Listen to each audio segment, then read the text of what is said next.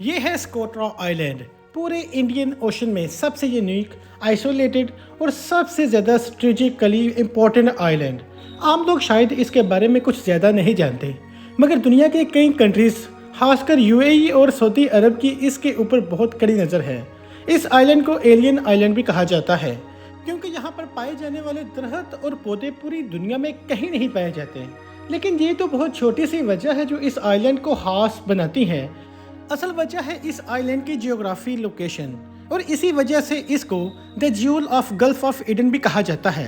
Yemen से तकरीबन 500 kilometre दूर ऑन ऑफ अफ्रीका के पास वाक़या ये आइलैंड एक गेटवे है, जहां से पूरी दुनिया की 30% समुद्री कंटेनर्स गुजरते हैं।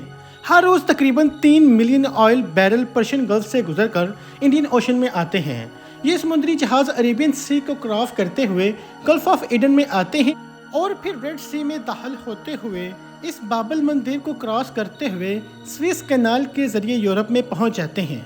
तो जो भी इस आइलैंड को कंट्रोल करेगा वो असल में वर्ल्ड ट्रेड को भी कंट्रोल करेगा, और इसके साथ ही अफ्रीका पे भी नज़र रख सकेगा, क्योंकि बिल्कुल पास ही सोमालिया है और इस रूट पर सबसे ज़्यादा खतरनाक चीज़ सोमाली पायरेट्स हैं, जो अक्सर ट्रेड शिप पर हमला करते रहते हैं। इस आइलैंड को कंट्रोल करके पूरे ट्रेड रूट को प्रोटेक्ट किया जा सकता है, और आखिर में इस आइलैंड के ज़रिए सारी मिडिल ईस्ट डेवलपमेंट पर भी नज़र रखी जा सकती है।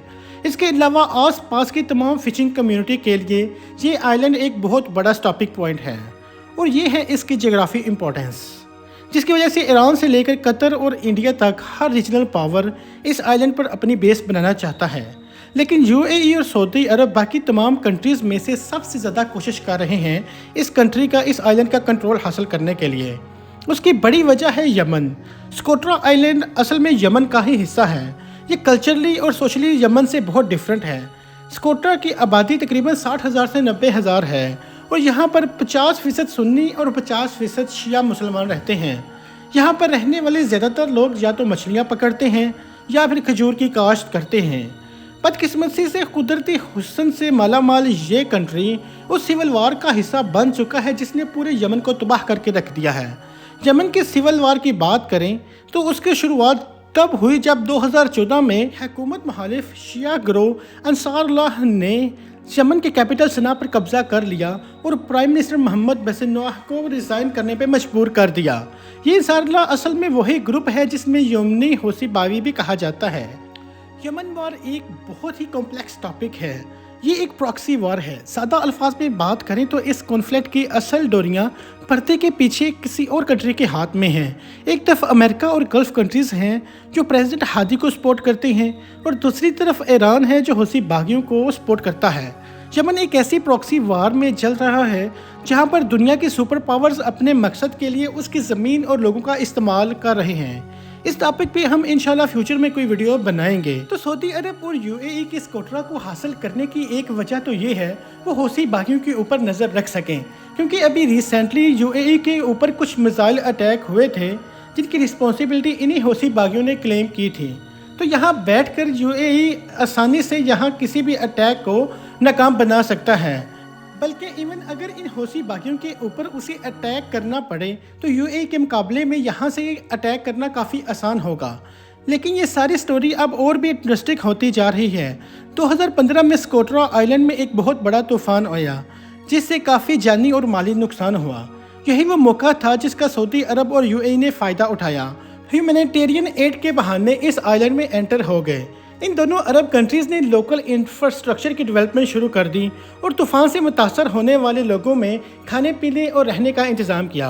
और सिर्फ यही नहीं, यूएई ने सिक्योरिटी के बहाने यहाँ पर अपने 5,000 फ़ौजी भी तैनात कर दिए।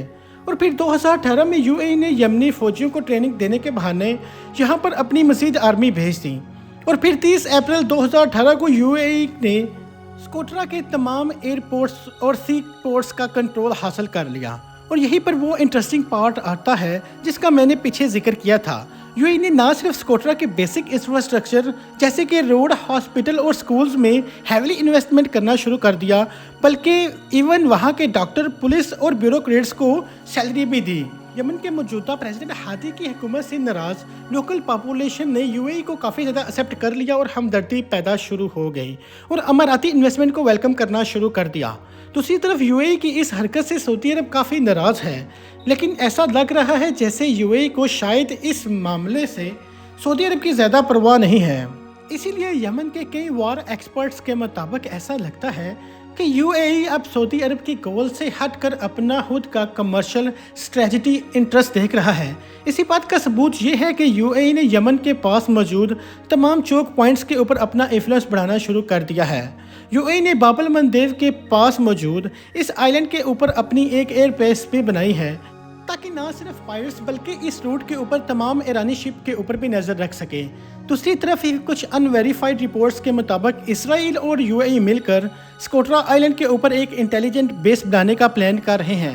स्कोट्रा का गवर्नर महरूस पहले ही यूएई की इस इन्वेस्टमेंट के खिलाफ काफ़ी कुछ कह चुका है, क्योंकि उसके मुताबिक लोकल की सपोर्ट हासिल करके यूएई अपना अगला प्लान एग्जीक्यूट करना चाहता है, और वो है इस आइलैंड को टूरिस्ट स्पॉट के तौर पर इस्तेमाल करना।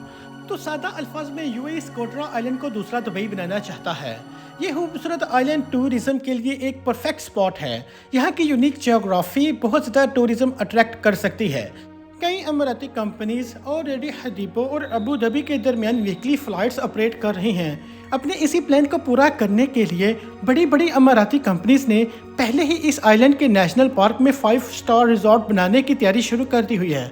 बल्कि कुछ ऐसी फुटेजेस भी सामने आई हैं जिसमें देखा जा सकता है कि इस आइलैंड के यूनिक तरह जहां से उखाड़ कर दुबई लिए जाए जा रहे हैं, वो वक्त शायद इतना दूर नहीं है जब यूएई स्कोट्रा आइलैंड को पब्लिकली अपना हिस्सा अनाउंस कर देगा। इस तमाम सूरत हाल में स्कोट्रा के इन गरीब और सादा लोगों के लिए खुशखबरी है या खतरा, ये तो आने वाला वक्त ही बताएगा। हम उम्मीद करते हैं कि आपको हमारी इन्फोवाइस की वीडियो पसंद आई होगी, तो आप लाइक भी ज़रूर करेंगे और अपनी राय कमेंट सेक्शन में ज़रूर बताएंगे। अगर आपने इन्फोवाइस को अभी तक सब्सक्राइब नहीं किया तो सब्सक्राइब कर दें, ताकि आपको और भी ऐसी ही इंफॉर्मेटिव वीडियोस देखने को मिलती रहें।